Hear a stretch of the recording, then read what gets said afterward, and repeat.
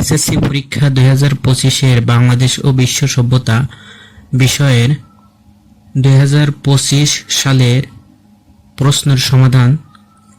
1 নং প্রশ্ন, ইউসুফ জুলেখা গ্রন্থটির রচয়িতা কে? খ নম্বর সঠিক উত্তর শাহ মোহাম্মদ সগীর।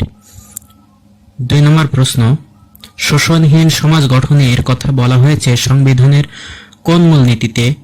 গ নম্বর সঠিক উত্তর সমাজতন্ত্র। 3 নম্বর, ইস্কান্দার মির্জা সামরিক শাসন জারি করেন কত সালে? এখানে ঘ নম্বর সঠিক উত্তর 1958 সালে। 4 নম্বর প্রশ্ন, যশোরে ভাষা আন্দোলনে নেতৃত্ব দানকারী নারীদের মধ্যে ছিলেন? গ নম্বর হামিদা রহমান।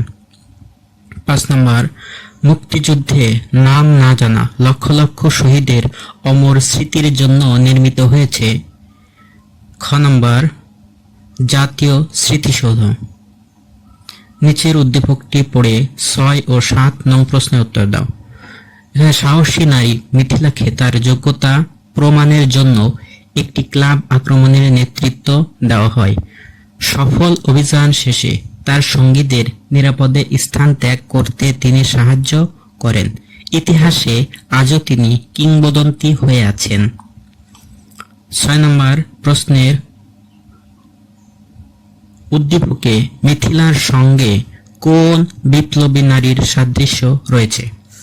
সঠিক উত্তর ক নম্বর প্রীতিলতা ওয়াদ্দেদার। 7 নম্বর, উক্ত নারীর আন্দোলন ব্যর্থ হওয়ার কারণ? জনবিচ্ছিন্নতা, গোপনীয়তা, স্বার্থপরতা। মানে নিচের সঠিক 1 ও 2 নম্বর রোমান সংখ্যা, অর্থাৎ ক নম্বর অপশনটি সঠিক উত্তর। 8 নম্বর প্রশ্ন, কত তারিখ প্রথমবারের মতো জাতীয় পতাকা উত্তোলন করা হয়? সঠিক উত্তর খ নম্বর 2রা মার্চ। 9 নম্বর, রোমান সভ্যতা কোন নদীর তীরে গড়ে ওঠে? খ নম্বর সঠিক উত্তর টাইবার নদী। 10 নম্বর প্রশ্ন, দেশ ও জাতির সফল সংগ্রাম ও গৌরবময় ঐতিহ্যের জন্য আমরা হয়ে উঠব দেশপ্রেমিক, আত্মপ্রত্যয়ী, আত্মবিশ্বাসী। সঠিক উত্তর এখানে তিনটাই। 11 নম্বর, ওলন্দাজরা এই উপমহাদেশে আসে কেন? সঠিক উত্তর ক বাণিজ্যের জন্য। নিচের চিত্রটি দেখে 12 ও 13 নং প্রশ্নের উত্তর দাও। এখানে আমাদের জাতীয় শহীদ মিনারের ছবি দেওয়া আছে। উদ্দীপকের চিত্রটির নকশা ও পরিকল্পনায় ছিলেন? গ নম্বর হামিদুর রহমান, এটা সঠিক উত্তর। 13 নম্বর, উক্ত আন্দোলনের মাধ্যমেই বাঙালিরা হয়ে উঠেছে দেশপ্রেমিক, আত্মপ্রত্যয়ী, অন্যায়ের প্রতিবাদী। এখানে তিনটাই সঠিক উত্তর। 14 নম্বর প্রশ্নের উত্তর, নিচের ছকটি ফাঁকা স্থানে কোনটি বসবে? এখানে দেওয়া আছে বগুড়া, রংপুর, রাজশাহী।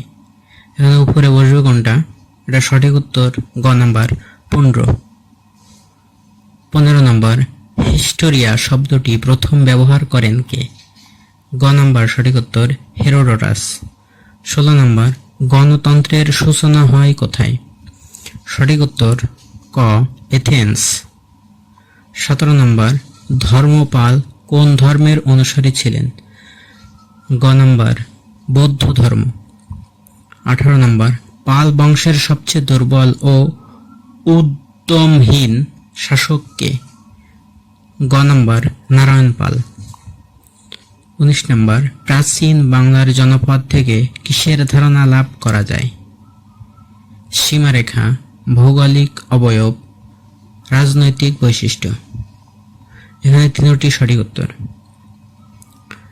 নিচের উদ্দীপকটি পড়ে 20 ও 21 নং প্রশ্নের উত্তর দাও। রহিমা বেগম একজন শিক্ষিকা। তিনি একটি বাড়ি তৈরি করেন। বাড়ির সীমানার মধ্যেই পুকুর খনন করেন। চারিদিকে প্রাচীর দিয়ে বাড়িটি বেষ্টন করেন। পর্যাপ্ত আলোর জন্য প্রবেশ পথে সারিবদ্ধভাবে ল্যাম্পপোস্টের ব্যবস্থাও করেন। 20 নম্বর প্রশ্ন, রহিমা বেগমের কর্মকাণ্ড কোন সভ্যতাকে স্মরণ করিয়ে দেয়? সঠিক উত্তর ঘ নাম্বার সিন্ধু। 21 নম্বর, উক্ত সভ্যতার অন্যতম বৈশিষ্ট্য? ঘ নাম্বার নগর পরিকল্পনা। হেমন্ত বিজয় বল্লাল। 22 নম্বর প্রশ্ন, উপরে উল্লিখিত ব্যক্তিবর্গ কোন বংশের রাজা ছিলেন? সঠিক উত্তর ঘ নাম্বার সেন, অর্থাৎ এরা সবাই সেন বংশের রাজা ছিল। হেমন্ত সেন, বিজয় সেন, বল্লাল সেন। 23 নম্বর প্রশ্ন, প্রাচীন বাংলার অর্থনীতির মূল উৎস ছিল?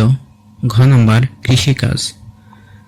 24 নম্বর, বখতিয়ার খলজি কতজন সৈন্য নিয়ে নদী আক্রমণ করেন? ক নাম্বার 17 থেকে 18 জন। 25 নম্বর, ভারতের প্রথম আধুনিক পুরুষ কে ছিলেন? খ নাম্বার রাজা রামমোহন রায়। 26 নম্বর, শায়েস্তা খান তৈরি করেছিলেন কোনটি? গ নাম্বার লালবাগের কেল্লা। 27 নম্বর, বসু সোহরাওয়ার্দী চুক্তি স্বাক্ষরিত হয় কেন? ক নাম্বার অন্তর্বর্তীকালীন মন্ত্রিসভা গঠনের জন্য। নিচের উদ্দীপকটি পড়ে 28 ও 29 নং প্রশ্নের উত্তর দাও। জনাব আরিফ এর একটি চা বাগান রয়েছে। বাগানের আয় নির্দিষ্ট করার জন্য প্রথম 5 বছর, পরে 1 বছরের জন্য চুক্তি করেন। আশানুরূপ লাভ না হওয়ায় নির্দিষ্ট অর্থের বিনিময়ে ইজারাদারদের নিকট স্থায়ী চুক্তি করেন।